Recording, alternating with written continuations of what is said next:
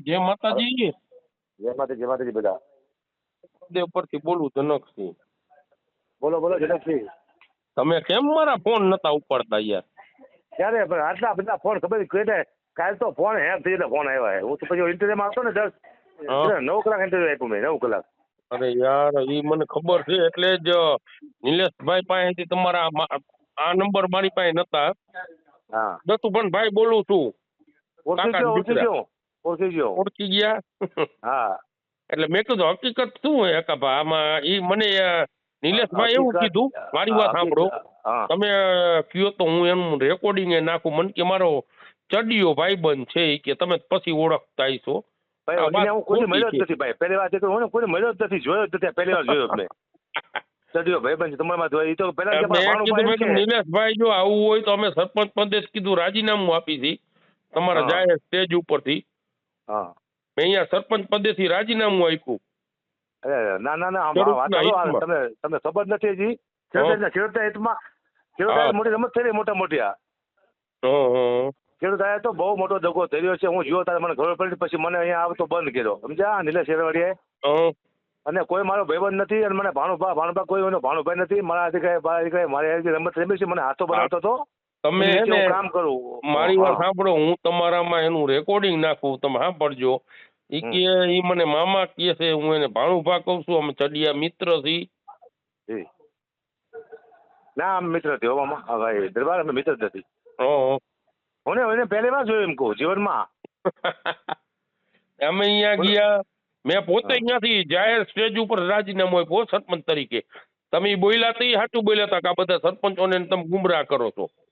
એક ભાજપના કોઈ છે છોકરો પટેલો જ છે ભાજપનો.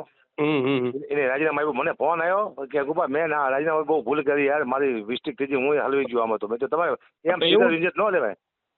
રિઝલ્ટ ન લેવાય, સાચી વાત છે. ઉતાવળ સીધી નથી કરાતી ને આપણે, કારણ કે આપણું પદ ત્યાગવા જઈ રહી. પદ ત્યાગ કરો ને ત્યારે વિચારવાનું, બે દી રાહ જોવાની, બે દી રાહ. એટલે મેં અત્યારે ઓલો વિડીયો નાખ્યો છે અમારે સરપંચ એસોસિએશન ગ્રુપ રહ્યું ને એની અંદર. મેં તો હકાભા અને નિલેશભાઈ ની વચ્ચે આવી કઈક સંવાદ થયો છે, અને સરપંચ એસોસિએશન તરીકે હું ઉભો થઈને મેં એવું કીધું હતું બધા સરપંચો રાજીનામું આપશે મુખ્યમંત્રી. હું આવું બોલ્યો તો તમારામાં.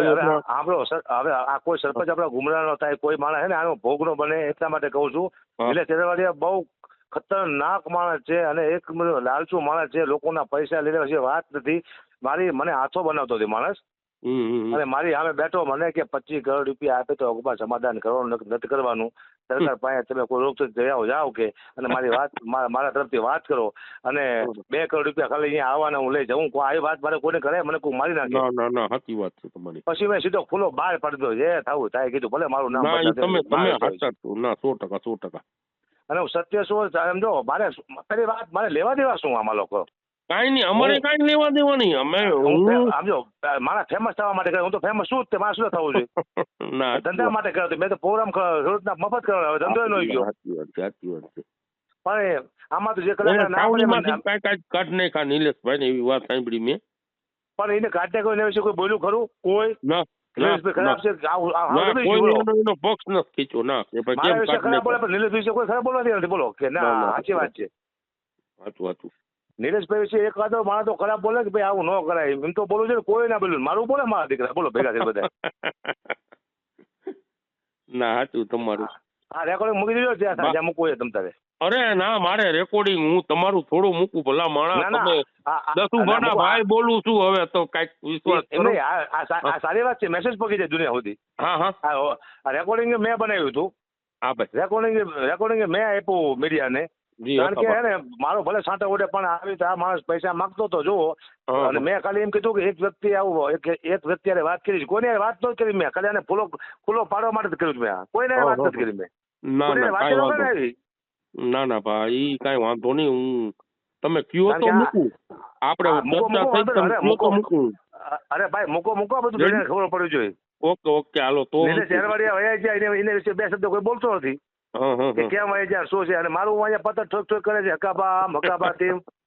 હું તો જો એકલો છું, એકલો ફરું છું, કોઈ પરવાર છે નહીં, કારણ કે મેં નક્કી કર્યું હતું મરવાનું હોય તો જ આ ધંધો કરાય જ નહીં. ઉખાડી દીધો મારું હોય. સાચી વાત છે, એ તમારી સાચી વાત.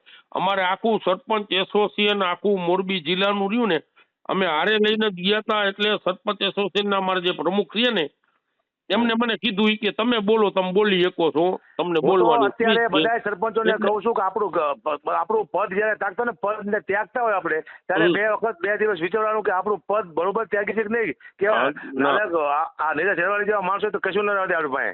ના સાચી વાત છે. મેં નિલેશભાઈ વાત કરી ને મને એવું કીધું કે આમ ચડિયા ભાઈબંધ છી, તમારું મને આવું કીધું.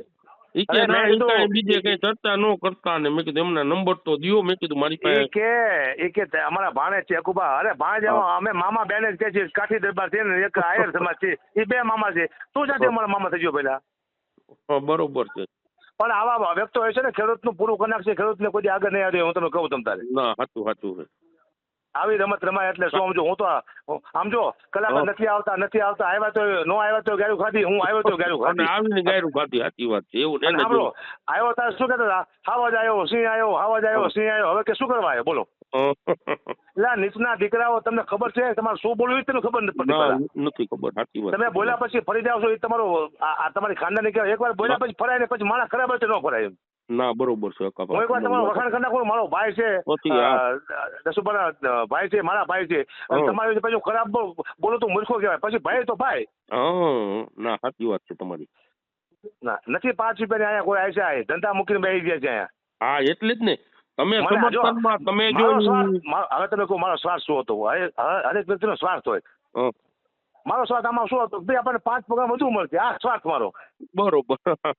અને આપણું સારું લાગશે, ખેડૂતને આપણે ન્યાય અપાવશું, ખેડૂત આપણું સારું બોલશે. બરોબર. પણ આમાં આખી 10-20 હજારની એક આખી ફોજ છે જે ખરાબ કોમેન્ટો કરે છે. આખી ફોજ આવે આની આખી ફોજ આવે. ના બરોબર છે. માણસ ભેગા કરવાની ફોજ આવે, કોમેન્ટ કરવાની ફોજ આવે આખી. આ બધું આવું આમાં હું જો પછી મને ખબર પડી. આ નિલેશ હેરવાડે મને શીખડાયું. હું ગયો ને પછી મને ખબર પડી કે મેં અહીંયા જાહેર સ્ટેજ ઉપરથી રાજીનામું આપ્યું. અમે 2 સરપંચ છે, સરપંચ એસોસિએશનના પ્રમુખ રહ્યા ને મને કે બાપુ તમે બોલો. એટલે મેં માઇક લીધું, હું બોલ્યો કે અહીંયા ટીડીઓ ને ડીડીઓ સાહેબ રહ્યા ને આપણા રાજીનામા સ્વીકારતા નથી અમારા સરપંચના, એટલે અમે ડાયરેક્ટ મુખ્યમંત્રીને રાજીનામું આપશું. આવી અમારે વાત થઈ હતી. પછી મેં નિલેશભાઈ હારે વાત કરી. મેં નિલેશભાઈ આ બધી વસ્તુ શું છે તમારે નકાભા ગઢવીને ઈ કે ના એ કાંઈ બીજી ચર્ચા નથી કરો, અમારે સમાધાન થઈ ગયું. મેં કીધું એમ નહીં છે શું મને સમાધાન કોઈ સમાધાન શું થાય, કોઈ સમાધાન ન થાય. હજી તો હે ને ભાઈ, હજી તો FSL માં વિડીયો ઓડિયો જાય છે, FSL માં હું કમ્પ્લીટ કરાવીશ. મેં જો પ્રૂફ પ્રાથમિક FSL તો અહીંયા ઘરે બેઠા મારા દીકરાએ કરી નાખ્યું. કયા ફોન માંથી વાત કરી, કયા ફોન થી ઓડિયો ઉતાર્યો, 2 નો ટાઈમ સેટ છે કે નહીં, 2:25 જૂના છે કે નહીં, 2 માં 1 મિનિટ ને 13 સેકન્ડ થઈ છે કે નહીં, આ બધું ઉતાર્યું.